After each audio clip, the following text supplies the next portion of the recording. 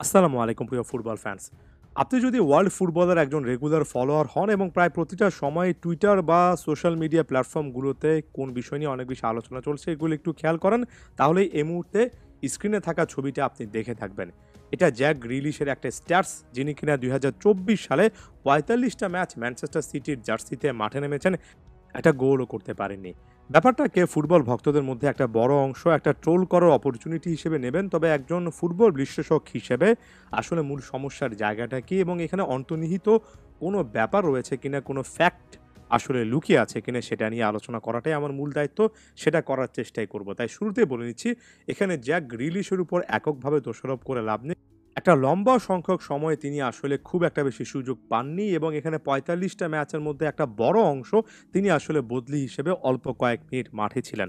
তবে তারপরও শূন্য গোল এই জিনিসটা তো একেবারে মানানসই কোনো স্ট্যাটস নয়। এর পাশাপাশি আমি পেপ গার্দিওলা প্রসঙ্গে চলে আসছি।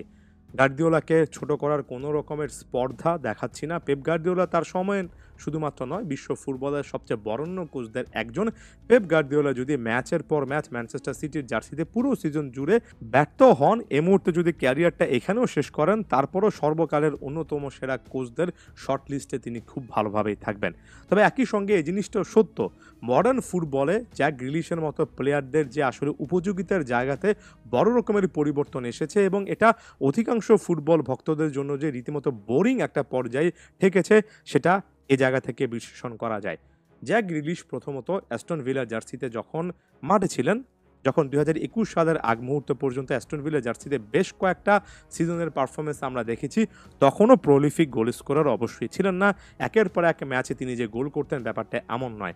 তবে মূলত একজন লেফট উইঙ্গার, যার মধ্যে নাম্বার 10 এর প্রোফাইলও কিছুটা খুঁজে পাওয়া যায়, যিনি দারুণ ক্রিয়েটিভ, যিনি কিনা লেফট হাফ স্পেস মাঝে মধ্যে উইং থেকে ডিবক্সের মধ্যে ঢুকে ডিবক্সে একাধিক পাসিং অপশন তৈরি করতে পারেন, নিজেদের সতীর্থকে খুঁজে পান।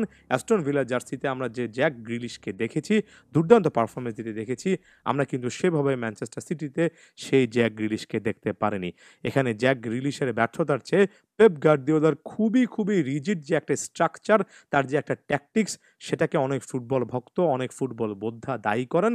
কারণ মডার্ন ফুটবলে পেপের মতো আরও অনেক কোচ রয়েছেন যারা উইঙ্গারদেরকে ওই টাইপের ফ্রিডম দেন না, যেখানে উইঙ্গাররা লেফট উইং কিংবা রাইট উইংয়ে 1 ভার্সেস 1 সিচুয়েশন তৈরি করার জন্য অনেক বেশি রকমের চেষ্টা করবেন।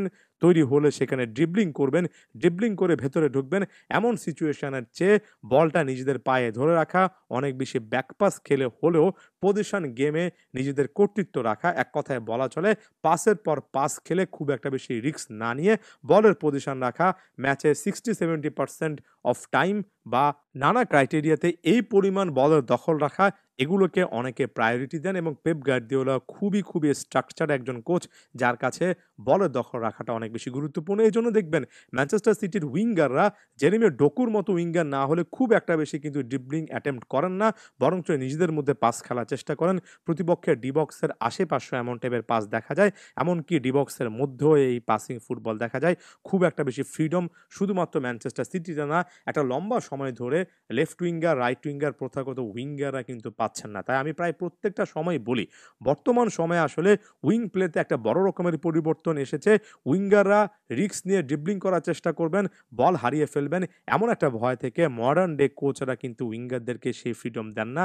তাই ছোটবেলায় যে ফুটবল দেখতাম, এমনকি ২০১০, ১২, ১৪ পর্যন্ত যে ফুটবল দেখেছি, সেটার সাথে প্রায় ১০ বছর পরে এসে এখানে বড় রকমের একটা পার্থক্য। বর্তমানের কোচদের সিস্টেমগুলো খুব একটা বেশি উইঙ্গারদেরকে প্রেফার করে না। এর চেয়ে ইনভার্টেড উইঙ্গার কিংবা অনেকটা ইনসাইড মুভমেন্ট করতে পারেন এমন ফুটবলার, পাসিং স্কিল ভালো, বলটা পায়ে রাখতে পারেন কিংবা পাস দিয়ে হলেও পজিশন রাখতে পারেন, এমন টাইপের প্রোফাইলদেরকে উইংয়ে বেশি খেলানো হয়। এটা খুবই ক্লাসিক্যাল একটা উদাহরণ, যা গ্রিলিশ সিচুয়েশন, যেটা আসলে প্রমাণ করে আমাদের জন্য, চোখের জন্য, দেখার জন্য উইং বেস সিস্টেমটাকে অনেক বেশি আকর্ষণীয় বলে মনে হলেও কোচেরা কিন্তু খুব একটা বেশি সেটা এপ্লাই বর্তমান সময়ে আগের তুলনায় করেন না। এখন অনেকে এই জিনিসটা বলতে পারেন, করেন না বলেই ম্যানচেস্টার সিটি এ সিজনে খাবি খাচ্ছে, এ সিজনে খুব একটা বেশি ভালো করতে পারছে না। তবে সেটার সঙ্গে আমি খুব একটা বেশি একমত এ কারণে নই নে যে এর আগেও খুব একটা বেশি উইং বেস সিস্টেমে ফোকাস না করে পেপ গার্দিওলা একের পর এক সিজনের রেজাল্ট বের করে এনেছেন। আমার মূল উদ্দেশ্য ছিল শুধুমাত্র এই জিনিসটা বোঝানো যে জ্যাক গ্রিলিশ কেন ৪৫টার মতো ম্যাচে গেম টাইম পেয়েও একটা গোল করতে পারেননি। এটার পেছনে অবশ্যই গ্রিলিশের কিছু না কিছু ব্যর্থতার জায়গা থাকবে। তবে ম্যানচেস্টার সিটির সিস্টেম, পেপ গার্দিওলার ট্যাকটিক্সও কিছু না কিছু জায়গা থেকে বড় একটা দায় কিন্তু আসলেই বহন করে।